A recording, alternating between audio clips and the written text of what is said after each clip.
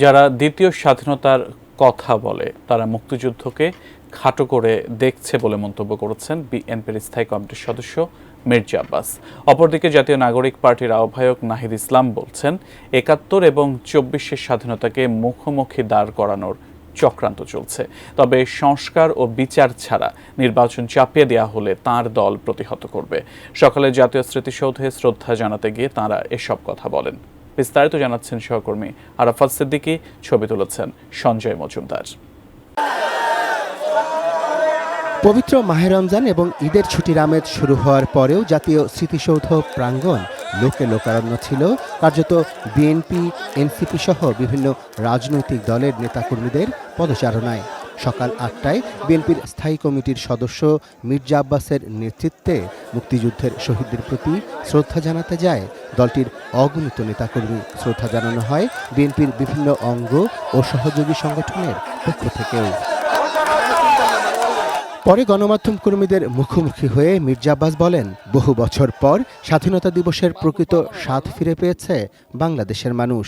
যারা মুক্তিযুদ্ধ দেখেনি তারা মহান স্বাধীনতা সংগ্রামকে খাটো করে দেখছে বলেও মন্তব্য করেন তিনি। আজকে স্বাধীনতা দিবস প্রমাণ করবে দ্বিতীয় স্বাধীনতা বলে বাংলাদেশে কিছু নাই। যারা বলে তারা আজকে স্বাধীনতা দিবসকে একটু খাটো করতে চায়, অর্থাৎ ৭১-এর স্বাধীনতা তাদের কোনো ভূমিকা ছিল না। জাতীয় সংসদ নির্বাচন প্রসঙ্গে এক প্রশ্নের জবাবে মির্জা আব্বাস বলেন, এ বিষয়ে এখনো প্রধান উপদেষ্টার ঘোষিত সময়ের উপর আস্থা রেখেছে বিএনপি। জীবনের সব আয়োজন এখানে একসাথে। প্রধান উপদেষ্টা উনি বলেছেন ডিসেম্বর নির্বাচন হবে, আমরা সেখানেই বিশ্বাস রাখতে চাই। এখানে আমরা আমাদের বিশ্বাসের পরিবর্তন করতে চাই না।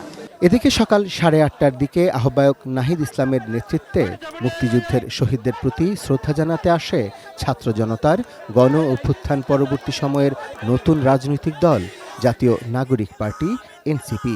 শ্রদ্ধা নিবেদন শেষে গণমাধ্যম কর্মীদের এক প্রশ্নের জবাবে নাহিদ ইসলাম বলেন, মুক্তিযুদ্ধের অনুপ্রেরণা থেকেই হয়েছে ২৪-এর গণ অভ্যুত্থান। ৭১-এ যে সাম্যের কথা বলা হয়েছিল, ২৪-এ কিন্তু সেই বৈষম্যহীন সমাজের কথাই আমরা বলছি। বলে যারা এটাকে আসলে পরস্পর বিরোধী বা মুখোমুখি করে দাঁড়া করাচ্ছে তাদের উদ্দেশ্য অসৎ, এবং আমরা মনে করি তারা ২৪-এর গণ অভ্যুত্থানকে, এই যে ছাত্র জনতার বিজয়কে প্রকৃতভাবে উপলব্ধি করতে পারেনি। নির্বাচন প্রসঙ্গে এনসিপির আহ্বায়ক জানান, নির্বাচনের আগে সংস্কার ও বিচারকেই গুরুত্ব দিচ্ছেন তারা। ক্ষমতায় যাওয়ার জন্য এক ধরনের নির্বাচনকে চাপিয়ে দেওয়া হচ্ছে, বিচার এবং সংস্কারের প্রশ্নকে পাশ কাটিয়ে। অন্যদিকে ফ্যাসিস্ট শক্তির পুনর্বাসনের জন্য নানা ধরনের পায়তারা চলছে। আমরা মনে করি এই সব কিছুকেই প্রতিহত করবে জাতীয় নাগরিক পার্টি। এছাড়াও জাতীয় পার্টি, কমিউনিস্ট পার্টি সিপিবি, বিপ্লবী ওয়ার্কার্স পার্টি, নাগরিক ঐক্য এবি পার্টি, জনতার দল সহ বিভিন্ন রাজনৈতিক দল ও তাদের অঙ্গ ও সহযোগী সংগঠনের পক্ষ থেকেও ফুল দিয়ে শ্রদ্ধা জানানো হয় জাতীয় স্মৃতিসৌধের শহীদ বেদিতে। এ সময় ফুল দেয়া নিয়ে কিছু অপ্রীতিকর ঘটনাও ঘটে। Arafat Siddiqui, ATN news, Savar, Dhaka.